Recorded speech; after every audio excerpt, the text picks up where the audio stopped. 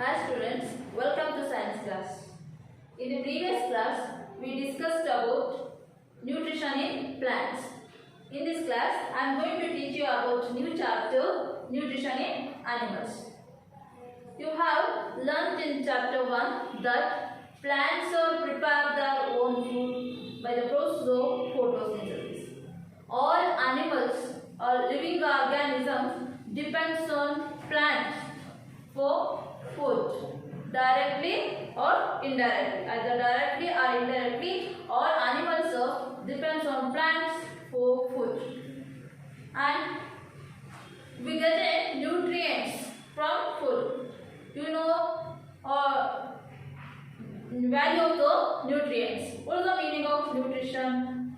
Nutrition means the mode of intake of food that is utilized by our body. This is nutrition.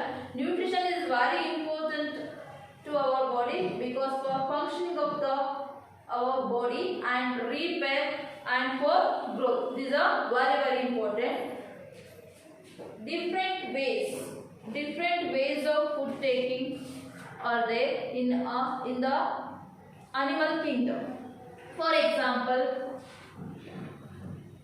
birds catch the fish and bees suck the nectar from the flower. The cow sucks the milk from the cow, and we are eating varieties of food. You have learned in the previous chapter. After intake of food, what happens? After we have the food or after we intake of the food, what happens? Yes, it will be digest.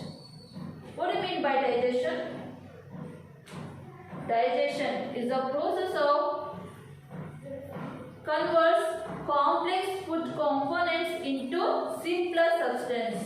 The process of conversion of complex food components into simpler substance is called digestion. Okay dear students, let us study about human digestive system. Digestion in humans. We intake of food through the mouth and it will be digested and it is utilized by our body. Our digestive system starts from mouth and it passes through the alimentary canal. Alimentary canal which gets start from at the buccal cavity.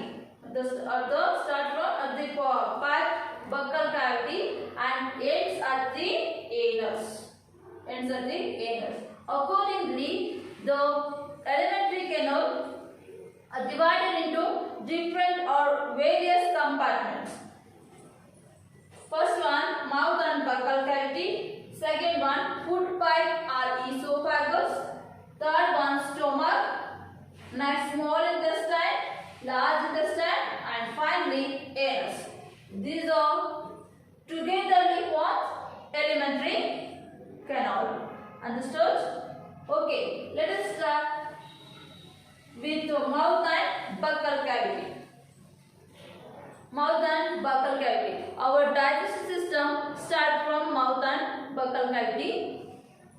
We intake of food through the mouth. The food is grinded by our teeth. Saliva is present in our mouth. That is you know. That saliva helps for chew the food. Our teeth helps for chewing the food with the help of the saliva. And our tongue is present inside the mouth. The tongue helps for mixing the food in the mouth. Mixing the food molecules in our mouth. Next, the swallowed food passes into the food pipe. Or esophagus.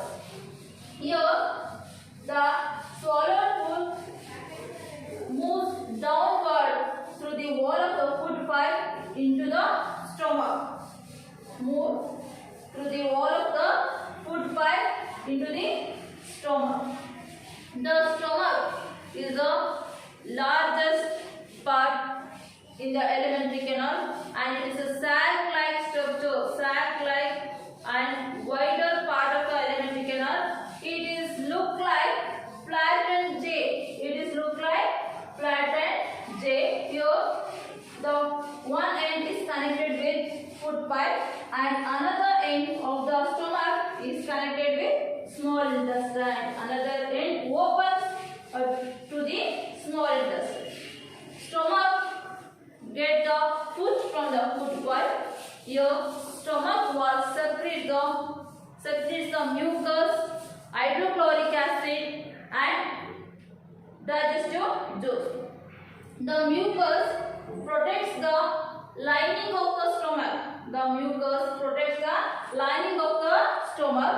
Then the hydrochloric acid kills the bacteria of the food molecule. Then the digestive juice helps for digestion. The digestive juice helps for digestion. Next, small intestine.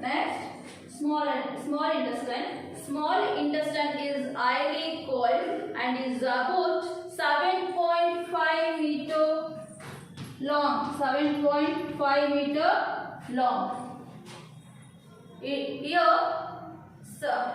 juices are secreted by the liver and pancreas. Liver and pancreas secrete the juices to the small intestine.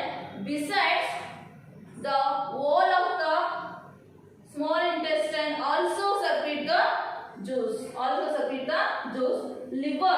Liver is reddish brown color gland located upper part of the stomach. It secretes the bile juice. Liver secretes the bile juice. This bile juice stored in a sac called gallbladder. This bile juice stored in a sac called gallbladder. This stored bile juice helps to digestion of fat. Understood? Okay. Here pancreas. Pancreas is a cream color gland located just below the stomach. It also secreted the juice. It acts on carbohydrates, proteins and fats. Here, this pancreatic juice converts the complex molecules into simpler molecules. For example, carbohydrates get break down into simple sugars such as glucose. Fat also converts into fatty acid and glycerol, and protein convert into amino acid. Next, the digested food. How can it absorb? How does it absorb the small intestine? How does it absorb the digested food? Can you guess? Okay, I will tell. This small intestine absorbs the digested food. It can passes through the blood vessels. These blood vessels are present or connected in the wall of the small intestine. Through the blood vessels, digested food molecules are passes to the other part of the body. One more thing here, students. On the wall of the small intestine, 1000 finger-like structures or finger-like outgrowths are present. The 1000 finger-like outgrowths are present. That is called villi. These are the finger-like projections or outgrowths present on the wall of the small intestine. Can you guess the function of this? Yes, this helps to increase the surface of the small intestine. Surface area of the small intestine. It helps to increase the surface area of the small intestine, and it is also absorb the digested food molecules, and these digested food molecules are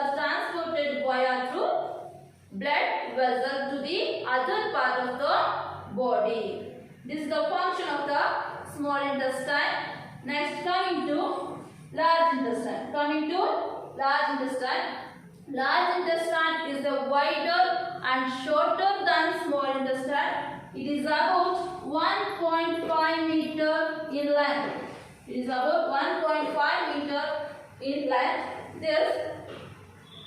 What is the function of the large intestine?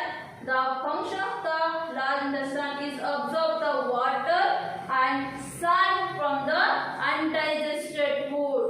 It absorbs the water and salts from undigested food. The remaining waste passes into the rectum, remains waste as semi-solid pieces. The fecal matter passes throughout by anus. This process is called egestion. Dear student, one more thing here.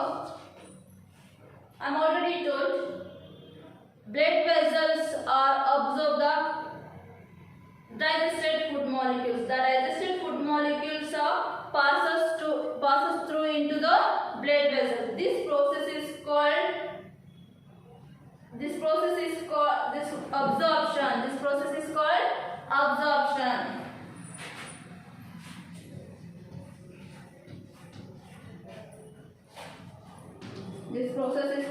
absorption. Next, it is utilized by our body part, that is called assimilation. Absorption, assimilation and digestion. Okay dear students, this is about our digestive system. I hope you all are understood this topic. Next we will see with a new topic. Thank you.